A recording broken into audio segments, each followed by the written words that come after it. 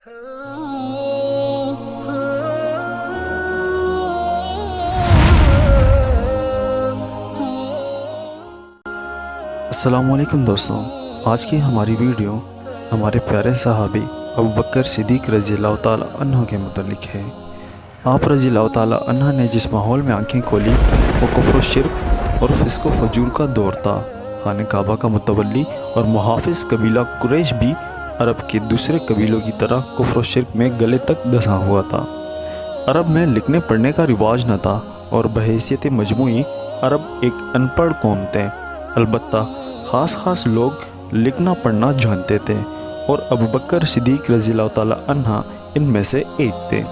कुरैश की सारी कौम तिजारत पेशा थी, इसका हर फर्द इस शुगल में मसरूफ़ रहता था।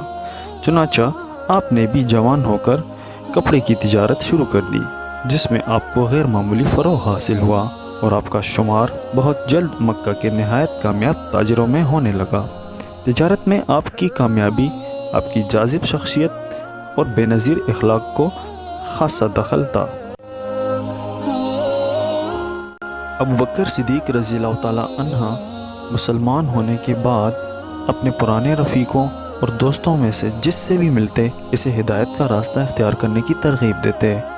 ऐलान नबूवत के चौथे साल जब एलानिया दावत इस्लाम का हुक्म नाजिल हुआ तो रसूल सल्लल्लाहु अलैहि वसल्लम ने लोगों को एलानिया हक़ की जानिब बुलाना शुरू कर दिया। इस पर मुशरिकीन कुरैश भड़क उठे और उन्होंने मुसलमानों पर बेतहाशा जुल्म सितम ढहाना शुरू कर दिए। बिलखुसूस इस्लाम कबूल करने वाले ग़ुलामों और लौंडियों पर उन्होंने ऐसे जुल्म ढहाए कि इंसानियत सर पीट कर रह गई। जुल्म सितम के इस दौर में अबू बकर सिद्दीक़ रज़ी अल्लाह ताला अन्हु ने बेदरेग़ माल खर्च करके मुतअद्दिद मज़लूम ग़ुलामों और लौंडियों को इनके संगदिल आकाओं से ख़रीद कर आज़ाद करवाया। मक्का से हिजरत के वक्त गार सौर में पनाह लेनी पड़ी। उस वक्त अबू बकर सिद्दीक़ रज़ी अल्लाह ताला अन्हु ही आप सल्लल्लाहु अलैहि वसल्लम के साथ थे।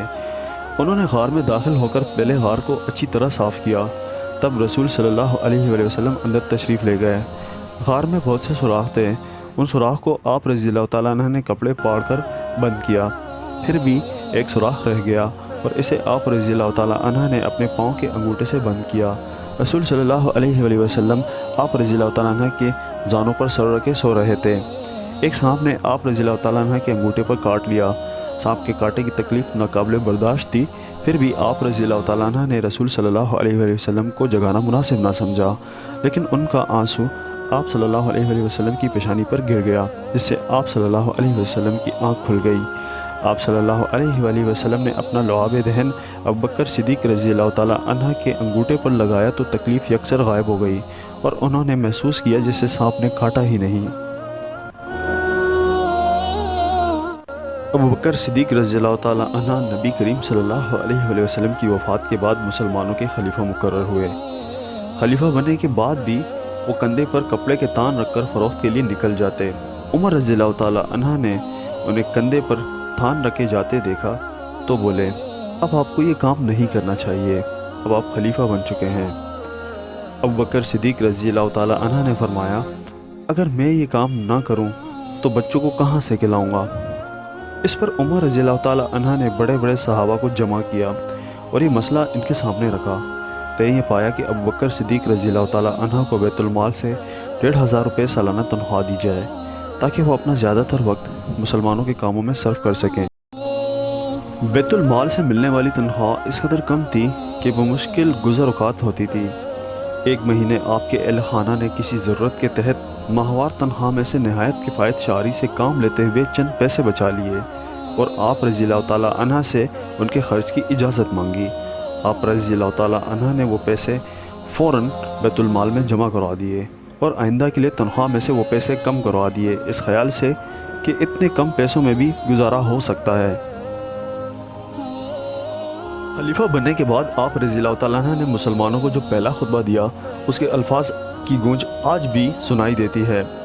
आप रज़ी अल्लाह ताला अन्हु ने फरमाया, ए लोगो, मैं तुम्हारा हाकिम बनाया गया हूँ, लेकिन मैं तुमसे बेहतर नहीं। अगर मैं नेक काम करूँ तो इसमें मेरी मदद करो और अगर बुरा काम करूँ तो मुझे ठोको। सच्चाई अमानत है और झूठ खयानत। तुम में से कमज़ोर तरीन शख्स मेरे नज़दीक ताकतवर है। जब तक मैं اس کا حق نہ دلا دوں، اور تم میں سے طاقتور آدمی میرے نزدیک کمزور ترین ہے، جب تک کہ میں اس کے ذمے جو حق ہے وہ اس سے نہ لے لوں۔ جو قوم جہاد ترک کر دیتی ہے اس پر اللہ ذلت طاری کر دیتا ہے۔ اگر کسی قوم میں بے حیائی پھیل جاتی ہے تو اللہ اس پر بلائیں اور عذاب عام کر دیتا ہے۔ تم اس وقت تک میری اطاعت کرنا جب تک میں رسول صلی اللہ علیہ وآلہ وسلم کی اطاعت کروں، لیکن اگر مجھ سے کوئی ایسا کام سرزد ہو جائے جس سے اللہ اور اس کے رسول صلی اللہ علیہ وآلہ وسلم کی نافرمانی ظاہر ہوتی ہو تو پھر تم پر میری اطاعت واجب نہیں۔ لوگوں، میں خلیفہ بننے کا خواہش مند نہیں تھا، اور نہ میں نے کبھی اس کے لیے اللہ تعالیٰ سے دعا کی۔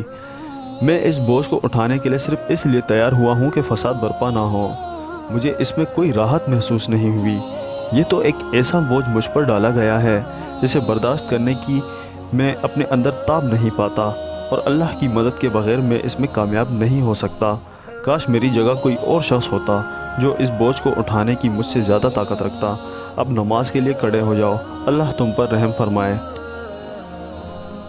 مہنگی ترین گاڑیوں میں سینکڑوں گاڑیوں کے پروٹوکول سمیت سفر کرتے حکمرانوں کو دیکھ کر مجھے ابو بکر صدیق رضی اللہ تعالیٰ عنہ کی وہ باتیں یاد آتی ہیں جب ننھی سی بچی نے آپ رضی اللہ تعالیٰ عنہ کا دامن پکڑتے ہوئے اور آنکھوں میں آنسو لاتے ہوئے کہا، اب آپ رضی اللہ تعالیٰ عنہ مسلمانوں کے خلیفہ مقرر ہو گئے ہیں، اب ہماری بکریوں کا دودھ کون دوہا کرے گا؟ ابو بکر صدیق رضی اللہ تعالیٰ عنہ نے فرمایا، میری پیاری بیٹی، تمہاری بکریوں کا دودھ اب بھی میں ہی دوہا کروں گا۔ میں خلیفہ بن گیا تو کیا ہوا؟ خلافت مجھے خدمت خلق سے ہرگز باز نہ رکھ سکے گی۔ یہ کہتے ہوئے ابو بکر صدیق رضی اللہ تعالیٰ عنہ نے بچی کو ہاتھ میں اٹھایا اور پیار کیا، اور وہ خوشی خوشی گھر چلی گئی۔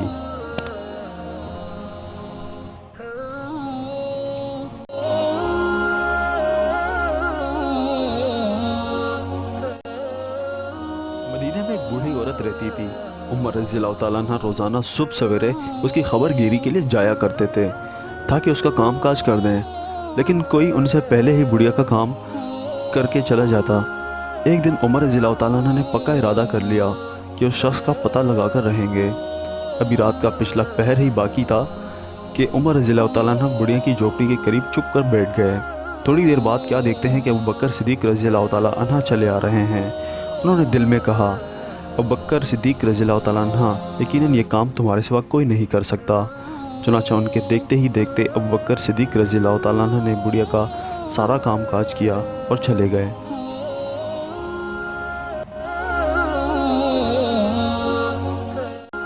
ابو بکر صدیق رضی اللہ تعالیٰ عنہ کے عہد میں 3 بہت اہم کام ہوئے۔ ایک مرتدین کا مکمل طور پر خاتمہ، دوسرا عراق اور شام کی فتوحات جو اس عظیم الشان سلطنت کی بنیاد ثابت ہوئی، جس کی بدولت انسان کو تہذیب و تمدن سے آگاہی حاصل ہوئی، اور تیسرے قرآن کریم کو جمع کرنا جو رسول صلی اللہ علیہ وآلہ وسلم پر نازل ہوا اور جس نے اپنی روشنی سے دنیا بھر کو روشن کر دیا۔ لیکن ان تینوں کارناموں میں سے قرآن جمع کرنے کا کام ابو بکر صدیق رضی اللہ تعالیٰ عنہ کا سب سے بڑا اور عظیم کارنامہ ہے، اور اس سے مسلمانوں اور اسلام کو سب سے زیادہ برکت نصیب ہوئی۔ تاہم مرتدین سے جنگ اور اسلامی سلطنت کا قیام بھی کوئی معمولی کارنامہ نہیں۔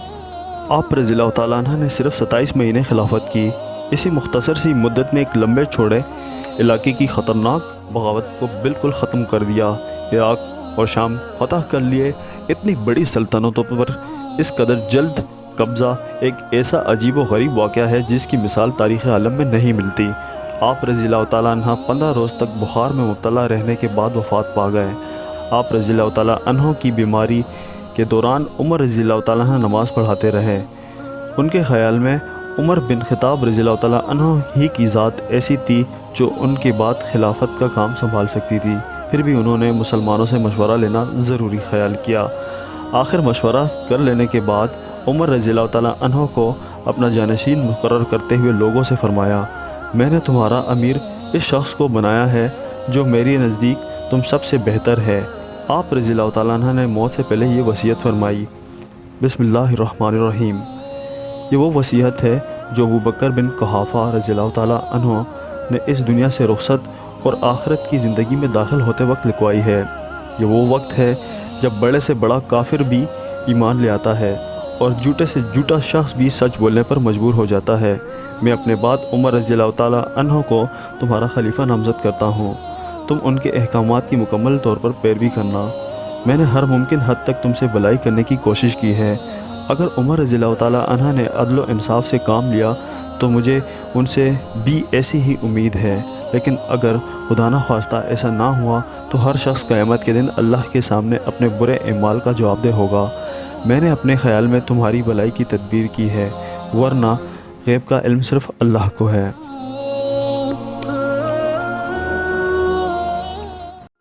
ابو بکر صدیق رضی اللہ تعالیٰ عنہ نے وفات سے پہلے اپنے کفن دفن کے متعلق وصیت فرمائی، مجھے انہی 2 کپڑوں میں دفن کر دیا جائے جو میں اس وقت پہنے ہوئے ہوں، کیونکہ نئے کپڑے پہننے کا بنیادی حقدار زندہ شخص ہے۔ آپ رضی اللہ تعالیٰ عنہ کی وفات 21 جمادی الاخر 13 ہجری بمطابق 22 اگست 234 عیسوی کو پیر کے دن سورج غروب ہونے کے بعد ہوئی۔ انہیں اسی رات دفن کر دیا گیا۔ وفات کے وقت ان کی عمر 63 برس تھی۔ نماز جنازہ عمر رضی اللہ تعالیٰ عنہ نے پڑھائی۔ اس کے بعد جنازہ عائشہ رضی اللہ تعالیٰ عنہ کے حجرے میں لے جایا گیا، جہاں رسول صلی اللہ علیہ وآلہ وسلم کے پہلو میں ان کے لیے قبر تیار کی گئی۔ عمر رضی اللہ تعالیٰ عنہ، عثمان رضی اللہ تعالیٰ عنہ، طلحہ رضی اللہ تعالیٰ عنہ اور عبد الرحمن بن ابوبکر رضی اللہ تعالیٰ عنہ ساتھ گئے۔ آپ رضی اللہ تعالیٰ عنہ کو رسول صلی اللہ علیہ وآلہ وسلم کے پہلو میں اس طرح دفن کیا گیا کہ ان کا سر رسول صلی اللہ علیہ وآلہ وسلم کے کندھوں کے متوازی تھا۔ قبر پر مٹی ڈالنے کے بعد سب لوگ آنسو بہاتے ہوئے حجرے سے باہر نکل آئے اور خلیفہ رسول صلی اللہ علیہ وسلم کو رسول صلی اللہ علیہ وسلم کے پہلو میں چھوڑ آئے۔ زندگی بھر دونوں ساتھ رہے۔ یہ دوستی مرنے کے بعد بھی ختم نہ ہوئی اور رسول صلی اللہ علیہ وآلہ وسلم کا سب سے محبوب خادم اپنے آقا کے برابر ہی آرام فرما رہا ہے۔ آپ رضی اللہ تعالیٰ عنہ کی وفات سے مدینہ لرز اٹھا اور لوگوں پر بے قراری کی حالت طاری ہو گئی۔ وہی عالم دیکھنے میں آیا جو رسول صلی اللہ علیہ وآلہ وسلم کے وفات پانے پر دیکھنے میں آیا تھا۔ علی رضی اللہ عنہ روتے ہوئے دروازے پر کھڑے ہو کر کہنے لگے، اے ابو بکر، اللہ تم پر رحم کرے۔ اللہ کی قسم تم پہلے آدمی تھے جس نے رسول صلی اللہ علیہ وآلہ وسلم کی آواز پر لبیک کہتے ہوئے اسلام قبول کیا۔ ایمان و اخلاص میں تمہارا ہم پلہ کوئی نہیں تھا۔ خلوص اور محبت میں تم سب سے بڑے ہوئے تھے۔ اخلاق، قربانی اور بزرگی میں تمہارا کوئی ثانی نہ تھا۔ جب ساری قوم رسول اللہ صلی اللہ علیہ وآلہ وسلم کی باتوں پر کان دھرنے کو تیار نہیں تھی تو تم تھے جو ان پر ایمان لائے۔ تمہیں اللہ نے اپنی کتاب میں صدیق کے لقب سے سرفراز فرمایا۔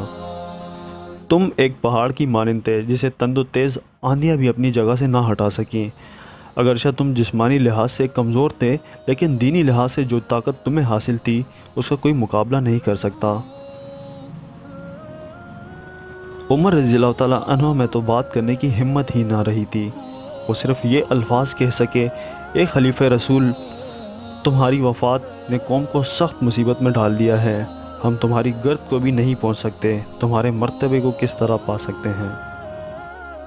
آخر میں بس اتنا کہوں گا کہ اللہ کی ہزاروں برکتیں اور رحمتیں ہوں اس مقدس اور پاک باز انسان پر جس نے اپنی ساری زندگی رسول صلی اللہ علیہ وآلہ وسلم کے ساتھ اسلام پھیلانے میں خرچ کر دی۔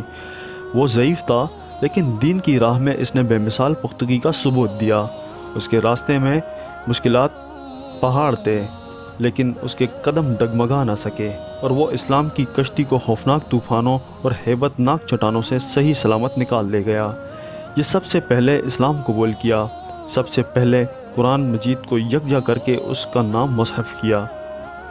کفار کے ساتھ سب سے پہلے آپ رضی اللہ تعالیٰ عنہ نے جہاد کیا، سب سے پہلے خلیفہ بنے، سب سے پہلے آپ رضی اللہ تعالیٰ عنہ کو اپنے باپ کی زندگی میں خلافت ملی، سب سے پہلے آپ رضی اللہ تعالیٰ عنہ ہی کو لقب صدیق عطا ہوا۔ حالت کفر میں بھی آپ رضی اللہ تعالیٰ عنہ نہایت سخی تھے، جس قدر آمدنی ہوتی غربا مساکین کو کھلا دیتے۔ حالت کفر میں بھی کبھی شراب نہ پی، جوا نہ کھیلا، زنا اور بت پرستی سے محفوظ رہے۔ ابو بکر صدیق رضی اللہ تعالیٰ عنہ کے کارناموں کو آنے والی نسلیں فراموش نہ کر سکیں گی۔ قیامت تک ان پر سلام بھیجنے والے پیدا ہوتے رہیں گے۔ ہم بھی ان کی مقدس اور پاک روح پر ہزاروں سلام بھیجتے ہیں۔ ویڈیو پسند آئے تو لائک کریں اور مزید اچھی ویڈیوز کے لیے فیلکن ٹی وی کو سبسکرائب کریں۔ جزاک اللہ۔